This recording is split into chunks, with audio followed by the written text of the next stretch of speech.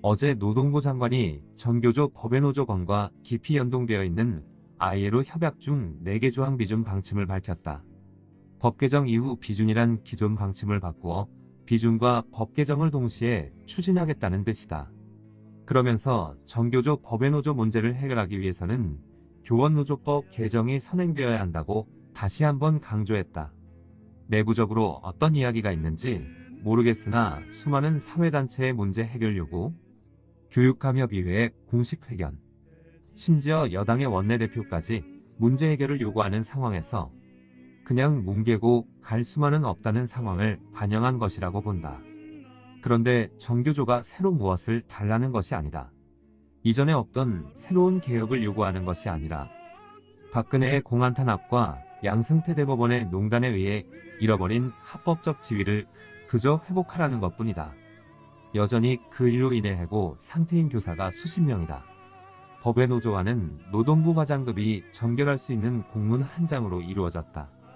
노동부가 마음만 먹으면 지금 당장 해결할 수 있다. 법령 개정을 해야 한다면 대통령령을 바꾸면 된다. 국회까지 갈 것도 없다는 것이다. 그런데도 굳이 입법 사항이라 못 박는 것은 자유당의 동의를 받고서야 전교조 문제를 해결하겠다는 생각이라 볼 수밖에 없다.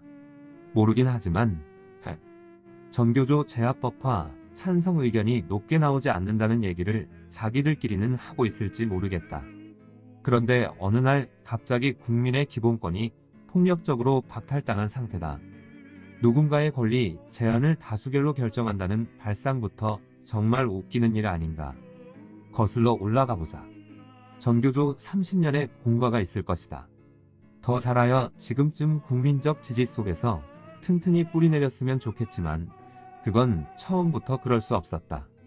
30년 전 이맘때를 기억해보자. 노태우 정권의 수많은 공안기관이 전교조 창립을 가로막기 위해 했던 짓을 기억해보자. 전교조 초심으로 돌아가라고 말하는 수구 언론들이 있다. 참으로 가소로운 이야기다. 그들은 단 한 번도 전교조에 대해 우호적인 이야기를 한 적이 없다. 교사주도 교육개혁을 가로막기 위해 급진 좌경 세력 용공 친북 좌파 종북 따위의 살벌한 원사를 앞세워 시도 때도 없이 마녀 사냥을 일삼지 않았는가. 전교조는 많을 때는 10여만 적어도 수만 명의 교사가 가입된 대중적인 노동조합이다. 그 이상도 이하도 아니다. 그 가운데는 다소 진보적인 이도 있고 대단히 보수적인 이도 있을 것이다. 그들 중 일부를 작정하고 잡아채서 어떤 색으로든 덧칠하기가 어렵지 않은 일이다. 전교조는 노무현 정부와 잘 지내지 못했다. 이제 많은 시간이 지나 복귀하듯 돌아보면 안타까운 부분이 제법 있다. 그러나 지향하는 교육개혁의 방향과 이를 풀어가는 방식, 적폐청산 정도 등을 의제로 과거를 성찰하고 바람직한 방향을 잡기 위해 대화할 일이지, 일부의 주관적 체험을 앞세우거나 대화 상대로조차 인정하지 않는 것은 참으로 안타까운 일이다. 돌아보면 참여정부의 지지도가 전교조 때문에 떨어졌는지, 당시 수구 세력이 참여정부를 공격하는데 전교조가 희생양이 된 것인지도 분명하지 않다. 수구 세력 일각에서는 참여정부의 출범 전부터 탄핵을 운운했고 참여정부를 공격하기 위해 온갖 수단을 다 썼다. 그 과정에서 조합원이 10만이 넘는 대중조직 구성원 전체를 싸잡아 매도했다. 오른쪽 깜박이를 분명히 한 참여정부를 좌파로 매도하여 정치적 이득을 얻으려고 뉴라이트란 프레임을 만들려던 자들의 책략이었다. 전교조의 붉은 색 덧칠하기의 절정은 이명박이었다. 그들은 신자유주의적 교육정책을 마구잡이로 도입하고 절차적 민주주의를 파괴하면서까지 교과서 공격을 일삼았다. 이 과정에서 전교조는 물러서지 않고 맞섰고, 그럴 때마다 수구 언론은 전교조 붉은색 칠하기 강도를 높였다. 이제는 국정원의 지원을 받았으니 다 밝혀진 급조된 우익단체들이 정권기관의 일사불란한 기획에 따라 전교조 덧칠하기에 동참했다. 전교조 법외노조화가 이루어진 2013년 가을은 이명박 국정원의 박근혜 선거 개입이 밝혀져 국민적 비판 여론이 치솟고 국회에서 국정조사가 진행되던 중이었다. 그리고 이때 김기춘이 청와대로 들어와 좌파 척결을 앞세운 공안 탄압을 통해 전국의 대반전을 꾀하는 과정에서 이루어진 일이다. 전교조 출범 당시 5년 가까이 해고 교사로 생활한 적이 있다. 그 뒤 어떤 직책을 맡지 않고 조합원 자격을 유지한 채 정년을 얼마 남기지 않은 상태다.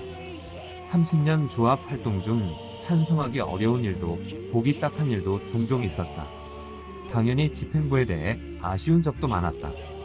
그러나 전교조가 없다고 상상하고 지난 30년은 떠올려보면 모진 시기에 해고 교사 대열에 같이 했던 것, 그리고 여전히 조합원 자격을 유지하며 마음으로라도 함께하길 잘했다고 생각한다.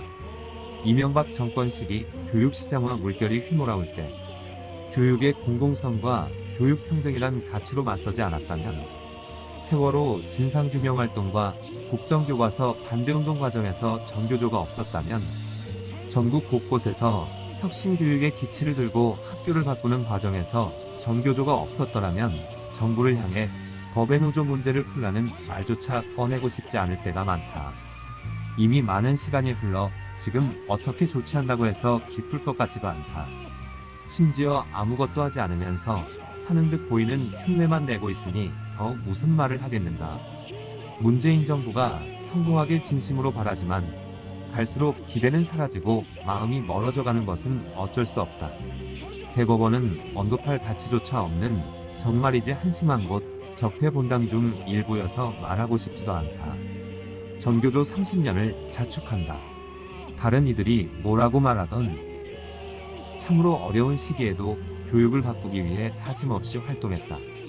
그리고 작지 않은 변화를 이루어냈다고도 본다. 그러나 새로운 30년을 시작하는 발걸음은 걸어온 길에 대한 비판적 성찰을 동반해야 하는 법. 그런 점에서 지금의 집행부가 하지 못하는 일도 많다고 본다. 아침에 협약기준 뉴스가 비중있게 보도된 걸 보고 열받아서 쓰기 시작했는데 길어졌다. 이제 1교시 수업 중에 났으니 교실로 가야겠다.